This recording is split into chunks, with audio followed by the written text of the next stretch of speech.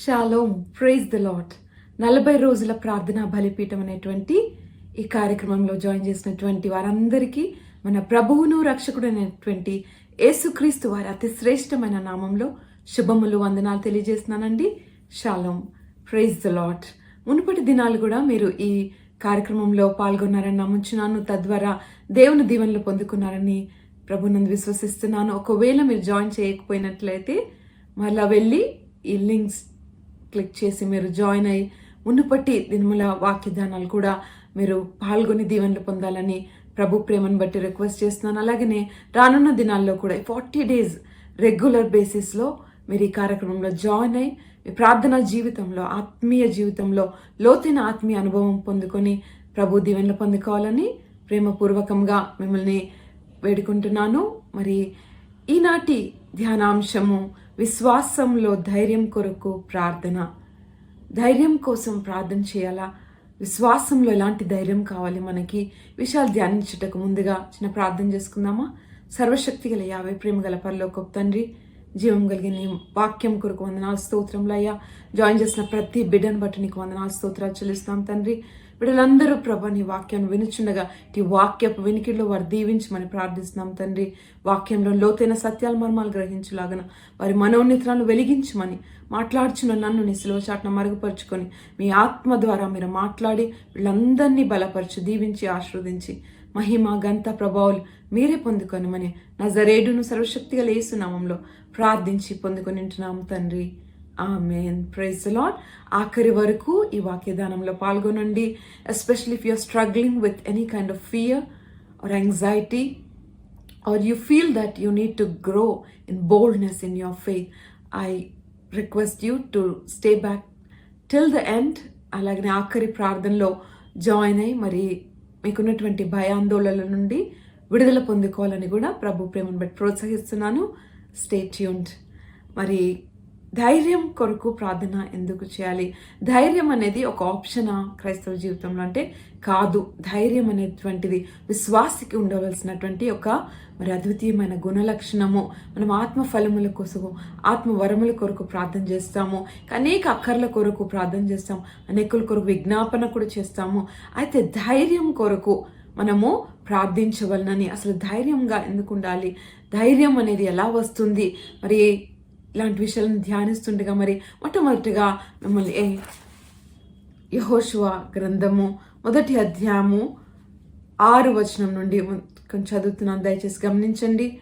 నిన్ను విడువను, నిన్ను ఎడబాయను, నిబ్బరం కలిగి ధైర్యంగా నుండుము.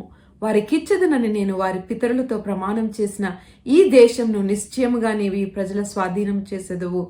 అయితే నీవు నిబ్బరం కలిగి జాగ్రత్త పడి బహుధైర్యంగా నుండి నా సేవకుడైన మోషే నీకు ఆజ్ఞాపించిన ధర్మశాస్త్రం అంతటి చొప్పున చేయవలను. నీవు నడుచు ప్రతి మార్గమును చక్కగా ప్రవర్తించినట్లు నీవు దాని నుండి కుడికి గాని ఎడమకు గాని తొలగకూడదు. అలాగే 9వ వచనం మనం చూసినప్పుడు, నేను నీకు ఆజ్ఞ ఇచ్చి ఉన్నాను కదా, నిబ్బరం కలిగి ధైర్యంగా నుండుము, దిగులు పడకము, జడియకము. నీవు నడుచు మార్గమంతటిలో నీ దేవుడైన యెహోవా నీకు తోడయుండును. హల్లెలూయా. నీ దేవుడైన యెహోవా నీకు తోడయుండును. నిన్ను విడువను, ఎడబాయను గనుక నీవు నిబ్బరం కలిగి ధైర్యంగా ఉండు, నిబ్బరం కలిగి ధైర్యంగా ఉండుము, నిబ్బరం కలిగి ధైర్యంగా ఉండుము అని 3 సార్లు మరి దేవుని వాక్యంలో ఒకే అధ్యాయంలో విధంగా చెప్పబడుట, ఇది ఒక ఆజ్ఞగా ఇవ్వబడింది. విశ్వాసులైనటువంటి మనకు ధైర్యంగా ఉండడం అనేది ఒక ఆప్షన్ కాదు, కానీ అది మ్యాండేటరీ, అది ఖచ్చితంగా ఉండవలసిన గుణలక్షణమై ఉంటున్నది. హల్లెలూయా. కాబట్టి ధైర్యం కొరకు ప్రార్థన చేయాలి. ఈరోజు ఎలాంటి భయాందోళనలో మీరున్నారు? మరి this world full of chaos, full of fear and fear mongering everywhere. There's lot of media and news about pandemics, frauds, ఇంకా ఇలాంటి పర్సిక్యూషన్స్, అటాక్స్, ఎన్నో రకాల నోషన్స్, ఎన్నో రకాల న్యూస్ మనం వింటూ ఉంటాము. అన్నిటి ద్వారా కూడా మరి రకరకాలుగా భయం అనేటువంటిది మనలోనికి ప్రవేశిస్తుంది. కాబట్టి మానవులుగా మనకి భయం వస్తుంది అనేటువంటి విషయం దేవునికి తెలుసు.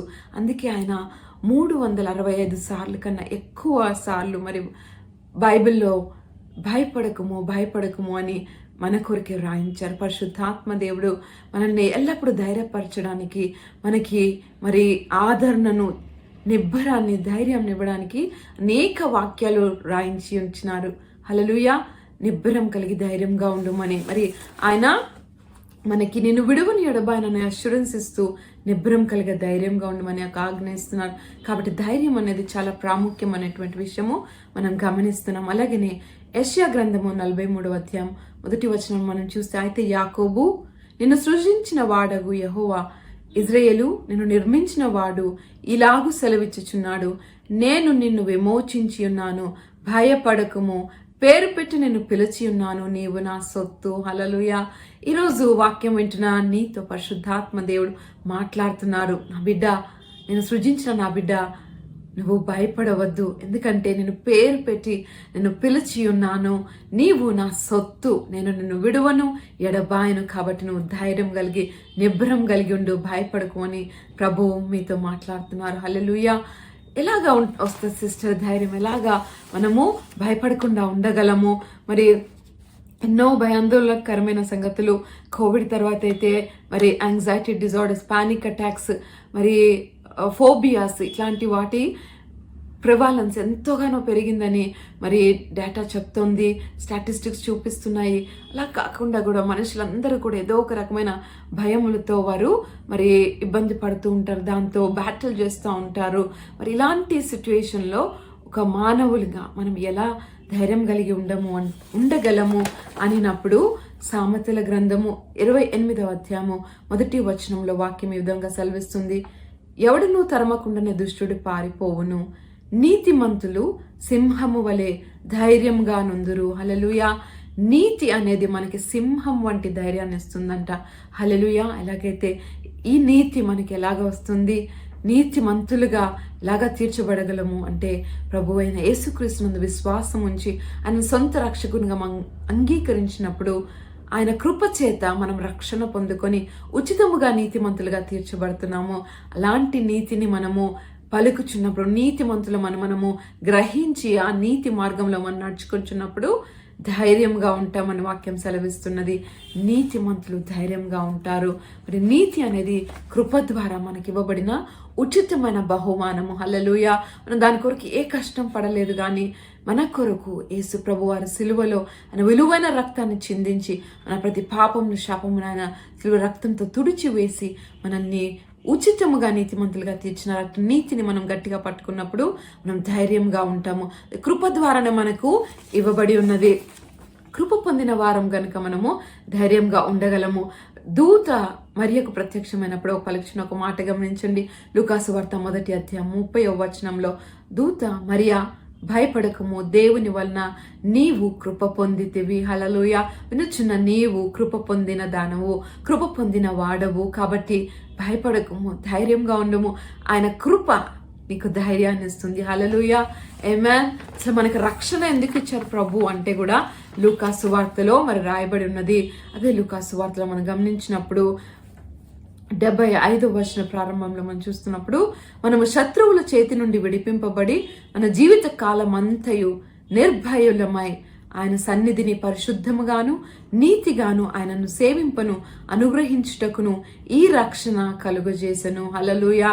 మన శత్రువుల నుండి మనము తప్పింపబడి, మనం ద్వేషించే వారి నుండి మనం తప్పింపబడి, అపవాది బంధకాల నుండి విడిపింపబడి నిర్భయముగా ఆయనను నీతిగా పరిశుద్ధముగా జీవిత కాలమంతా సేవించడానికి ప్రభు మనకు ఈ రక్షణ దయచేశారు.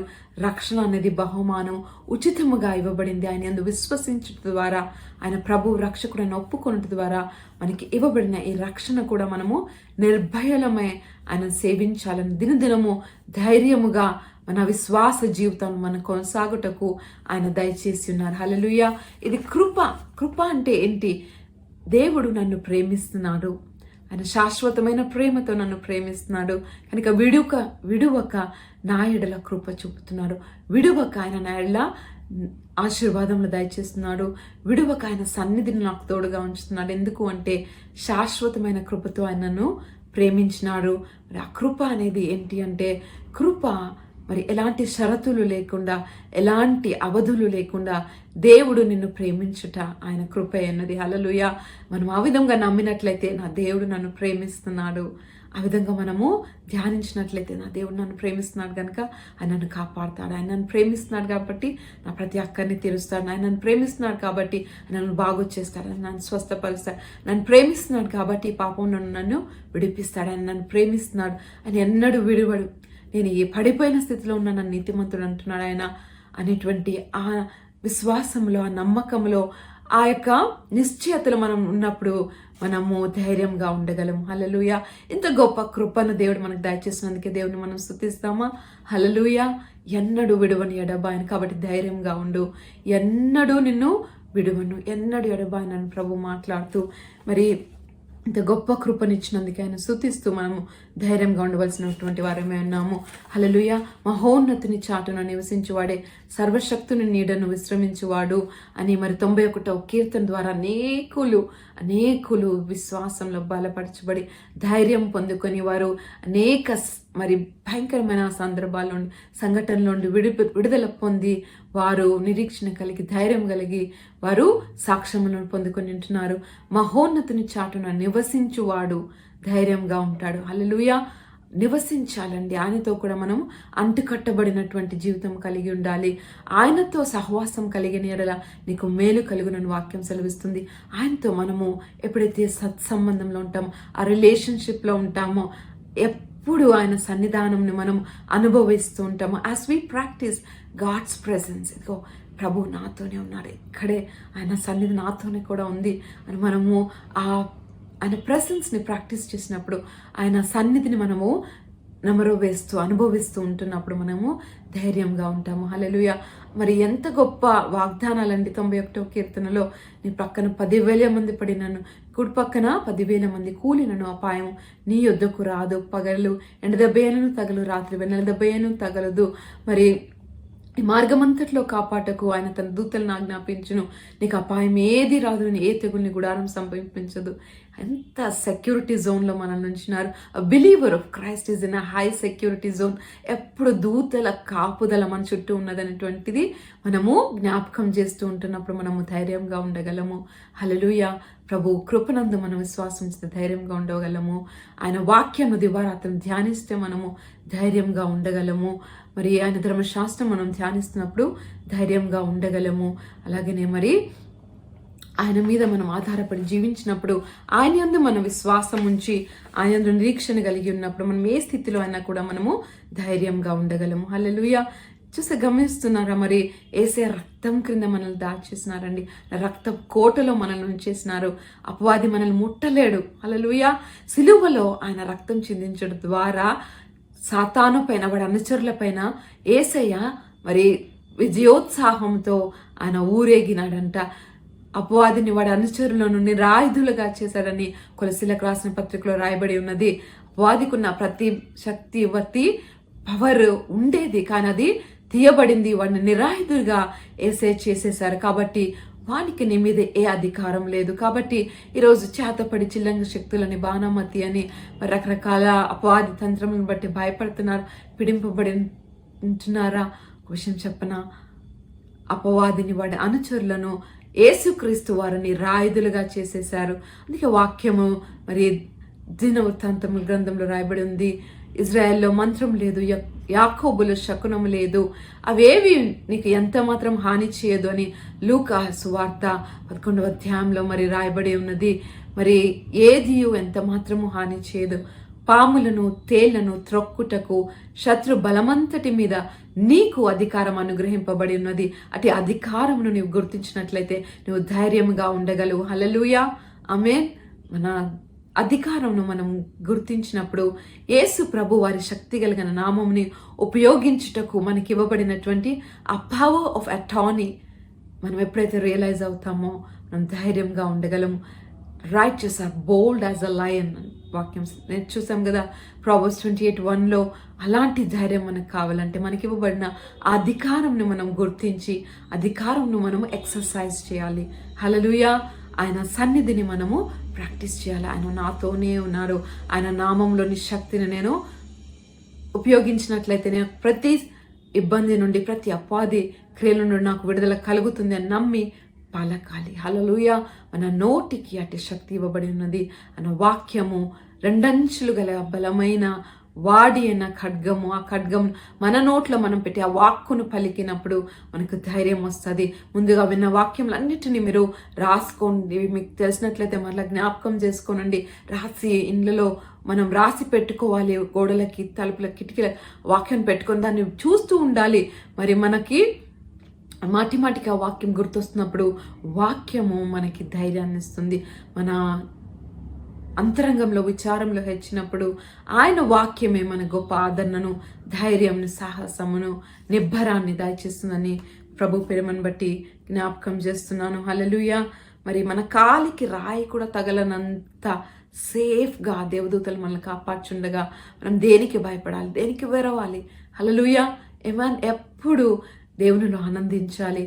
మరి అభయము కలిగి, మరి మనం ఏ పరిస్థితిలో అయినా కూడా ఆయన నాకున్నాడు, నా తోడుగా ఉన్నాడు, నాకు నీడగా ఉన్నాడు, ఆయన నన్ను విడువడు, ఎడబాడని మంచి ధైర్యంతో మనం పలుకుచ్చు మనము మరి ప్రభువునందు ధైర్యంగా, నిబ్రంగా ఉండాలని ప్రార్థన చేస్తున్నాను. మనకి ఎందుకు ధైర్యం కావాలి, ఎలాగ ధైర్యం వస్తుంది అనేటువంటి విషయాలు జ్ఞాపకం చేసుకుంటున్నాము.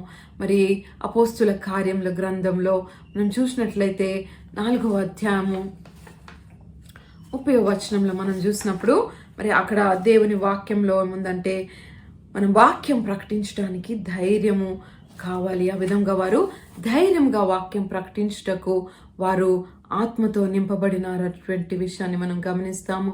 చూద్దామా అపోస్తులకు రాసిన అపోస్తుల కార్యముల గ్రంథము 4వ అధ్యాయము 30-31 వచనం మనం చూసినప్పుడు, రోగులను స్వస్థపరచుటకును నీ పరిశుద్ధ సేవకుడైన యేసు నామము ద్వారా సూచక క్రియలను, మహత్కార్యములను చేయుటకును నీ చేయి చాచి ఉండగా నీ దాసులు బహుధైర్యముగా నీ వాక్యంను బోధించినట్లు అనుగ్రహించుము. హల్లెలూయా. మరి ఇక్కడ అపోస్తలులు ప్రార్థన చేస్తున్నారు, ప్రభువా నీ వాక్యమును బహుధైర్యముగా బోధించుటకు మాకు ధైర్యం దయచేయండి అని ప్రార్థించినప్పుడు ఏం జరిగిందో చూద్దాం.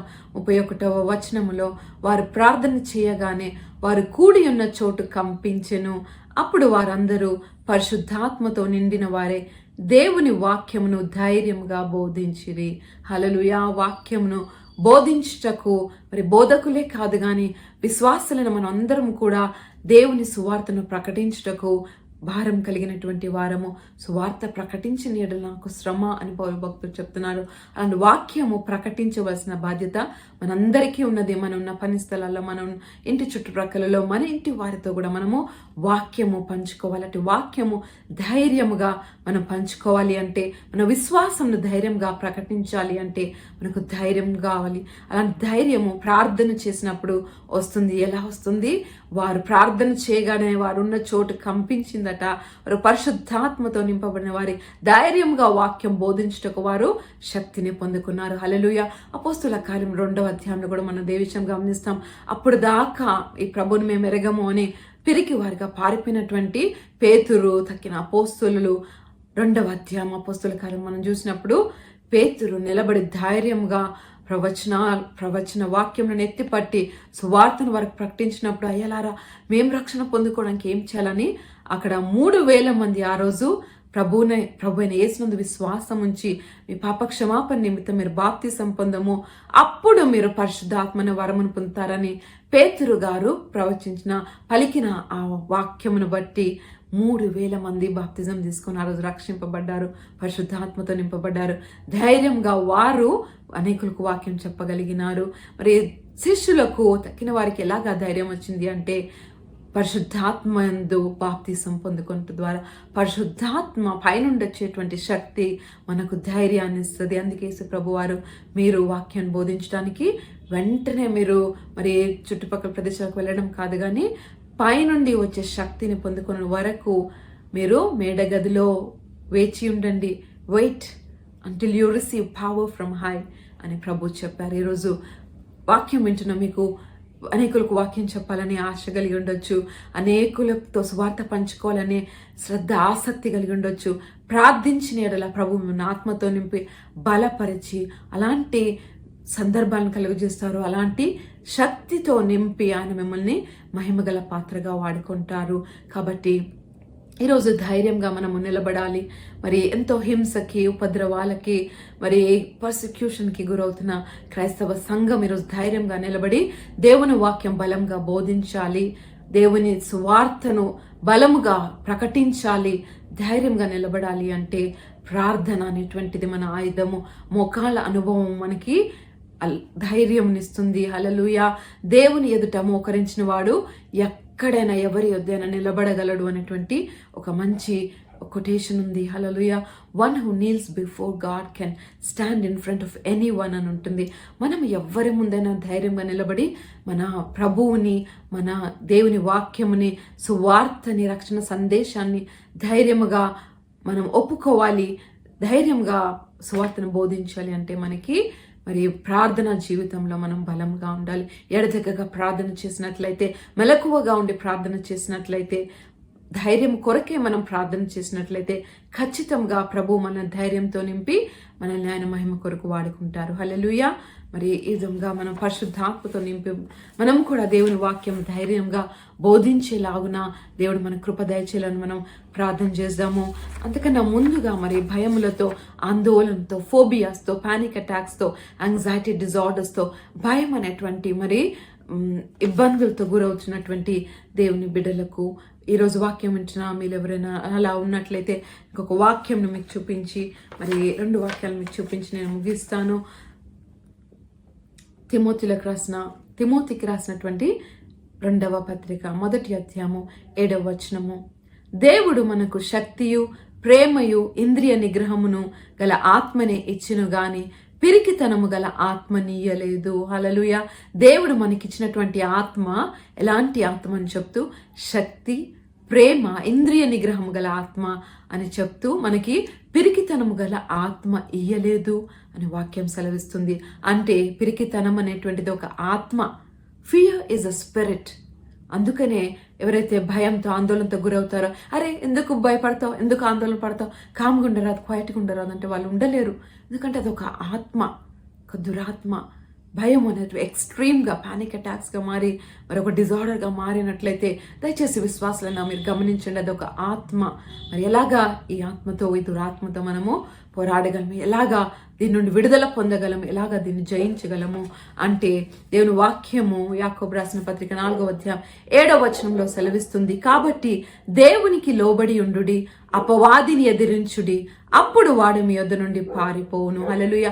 మొట్టమొదటగా మనల్ని మనము దేవునికి సమర్పించుకోవాలి. దేవునికి మనము సబ్మిట్ చేసుకోవాలి. Submit yourself to the Lord, resist the devil and he'll flee from you అంటుంది. అపవాది మీ దగ్గర నుండి పారిపోవాలి. భయం అనేటువంటి ఆత్మ పారిపోవాలి అంటే ఏం చేయాలి? ఫస్ట్ మీరు దేవునికి సబ్మిట్ చేసుకోవాలి. ప్రభువా, దీన్ని జయించడం నాకు సాధ్యం కాదయ్యా, కానీ నీకు సమస్తము సాధ్యమే. నీ సిలువలో మీరు చేసినటువంటి పరిపూర్ణమైన కార్యంలో నేను నమ్ముచున్నాను. నీవు అపవాదిని, వాడి అనుచరులను మరి ఓడించినారని నేను నమ్ముచున్నానయ్యా. సిలువలోని విజయాన్ని నేను ప్రకటిస్తున్నాను. నాయనా, నా జీవితాన్ని సంపూర్ణంగా మీకు సమర్పించుకుంటాను. ఇంకా మీకు ఆయాసకరమైన ఏమైనా ఉంటే నాలో ఉండి తొలగించి వేసేయండి. శుద్ధురాలుగా చేయండి. ఇదిగో ఈ భయంతో నేను బాధపడుచుండగా నాయన ఇబ్బంది పడుతున్నాను, నన్ను విడిపించండి అని ఆయనకు సబ్మిట్ చేసుకొని ప్రార్థన చేసుకొని అలాగనే రెసిస్ట్ చేయాలట. అపవాదిని ఎదిరించాలి. భయం అనేటువంటి దురాత్మని ఎదిరించాలి. యేసు నామములో భయం అనే దురాత్మ నా నుండి వెళ్ళిపో అని మనము వాడిని కమాండ్ చేయాలి.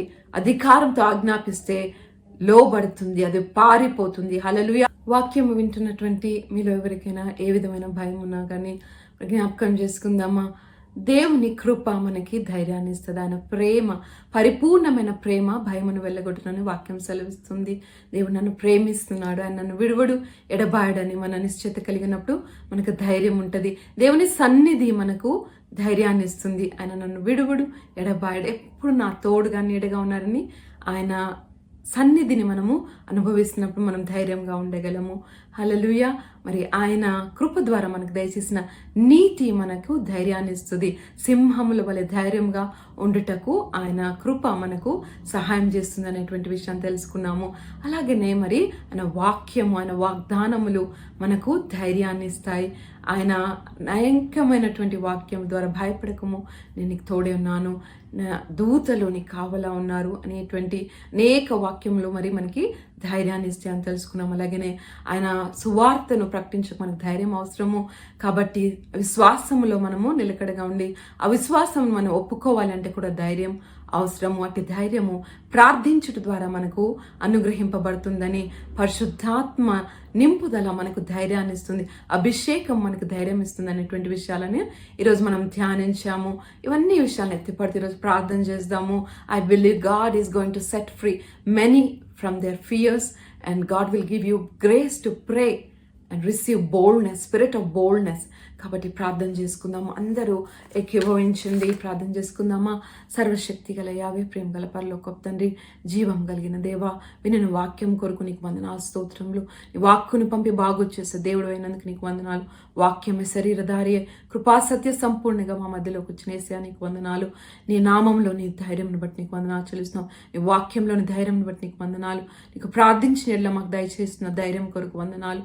పరిశుద్ధాత్మ అభిషేకం ద్వారా ధైర్యమునిస్తున్నందుకు వందనాలు. ధైర్యం అనే ఆత్మతో బిడ్డలు నింపండి అయ్యా. ఏకీభవిస్తే ప్రార్థిస్తున్న బిడ్డలందరినీ తండ్రి మీరు దర్శించండి ప్రభువా. ధైర్యంతో బిడ్డలు నింపండి అయ్యా. వారు ఏ ఏ భయములతో వెళ్తున్నారో, ఇబ్బందులతో వారు బాధపడుతున్నారో నీకే తెలుసు ప్రభువా. ఎవరైతే పానిక్ డిజార్డర్స్తో, నాయన ఫియర్స్తో, ఫోబియాస్తో, యాంగ్జైటీతో బాధపడుచున్నారో, ధైర్యము పిరికితనంతో ఇబ్బందులు పడుతున్నారయ్యా. స్పిరిట్ ఆఫ్ టిమిడిటీతో ఇబ్బంది పడుతున్నారు. అటు బిడ్డలకు యేసు నామములో విడుదల కలుగునుగా కానీ పలుకొచ్చున్నాం. నజరేయుడును సర్వశక్తి గల యేసు నామంలో భయం అనే ఆత్మను బిడ్డలను విడిచిపోమని ఆజ్ఞాపిస్తున్నాం. యేసు నామంలో బిడ్డలకు విడుదల కలుగునుగా కానీ పలుకొచ్చున్నాం. నజరేయుడును సర్వశక్తి గల యేసు నామంలో ప్రభువా, బిడ్డలను నీ ఆత్మ అభిషేకంతో నింపండి తండ్రి. ధైర్యంగా వారి విశ్వాసం నొప్పుకొనులాగున, ధైర్యంగా వాక్యంను ప్రకటించులాగున, పైనుండి వచ్చే శక్తిని నాయన అభిషేకం వారిపై కుమ్మరించు రాజా. యేసురకార thank you Jesus, thank you lord God father. మీకే వందనాలు యేసే, సమస్త మహిమకంతా మీకే కలుగునుగాక మా తండ్రి దేవా. బిడ్డలు మీరు తాకొచ్చున్నందుకే నీకు వందనాలు. అనేకులకు దయచేసిన విడుదల కొరకు వందనాలు తండ్రి. బిడ్డలు వాక్యంలో, ప్రార్థనలో ఎడతెగక నిలుస్తూ ప్రభాని సన్నిధిని నిత్యం అనుభవిస్తూ ధైర్యముగా వారి జీవిత ప్రయాణంలో ముందు కొనసాగుదురుగాక నా తండ్రి దేవా. ఇదిగో నేను 40 రోజుల ప్రార్థన బలిపీఠము ద్వారా అయ్యా మా బలిపీఠాలను మేము రిపేర్ చేసుకోవడానికి తండ్రి బాగు చేసుకొని అయ్యా ఎడతెగక మెలకువతో ప్రార్థించే ప్రార్థన యోధులుగా ఉండలాగున కృప దయచేయండి. సడలిన మోకాలను బలపరచండి, తొట్టిల్లు వారిని బలపరచండి నాయన. విశ్వాస జీవితంలో వెనకంజ వేసిన వారిని నాయనా లేవనెత్తండి. నీతిమంతులు 7 మార్లు పడిపోయిన లేవనెత్తే దేవుడు అయ్యా నీకు వందనాలు. బిడ్డలను లేవనెత్తండి. వారి నీతిని కొంచెం నీతి అనే ఉచితమైన బహుమానం దయచేసిన నీ అందు, నీ కృపయందు విశ్వాసం ఉంచి నిబ్బరము కలిగి, ధైర్యం కలిగి, సంతోషముగా జీవిత కాలమంత్య నేను సేవించే కృప దయచేయమని. మీరు అక్కడ నాయన సంఘం ఎత్తబడుతుంది సమీపంగా ఉంటుండగా మేమందరము సిద్ధపడి అనేకులు సిద్ధపరిచి మీతో కూడా ఎత్తబడే గుంపులో ఉంటే కృప దయచేయమని. సమస్త మహిమగంత ప్రభావములు మీకే ఆరోపిస్తూ నజరేయుడును సర్వశక్తి గల యేసుక్రీస్తు అతి శ్రేష్టమైన నామంలో ప్రార్థించి పొందుకొని ఉంటున్నాము తండ్రి. ఆమేన్. Praise the lord. దేవుని నామమునకు మహిమ కలుగునుగాక. మీ అందరికీ వందనాలండి. లాస్ట్ వరకు వినిన మీరు ఆశీర్వదింపబడ్డారని, విడిపింపబడ్డారని నమ్ముచున్నాను. మరి ఇంకా నువ్వు ప్రార్థన చేస్తూ మరి ఇటు భయాందోళన నుండి విడుదల పొందుకోవాలని ధైర్యం కొరకే ప్రార్థించి విశ్వాసంను ధైర్యంగా ఒప్పుకొని అనేకులకు ఆశీర్వాదకరంగా ఉంటారు అని ఉండవలను అని ప్రార్థిస్తూ అట్టి కృపను దేవుడు మనందరికీ దయచేసాను ప్రార్థిస్తూ మరి ఆయన నామానికి మహిమ చెల్లిస్తూ అందరికీ వందనాలండి. షాలోమ్. Praise the lord.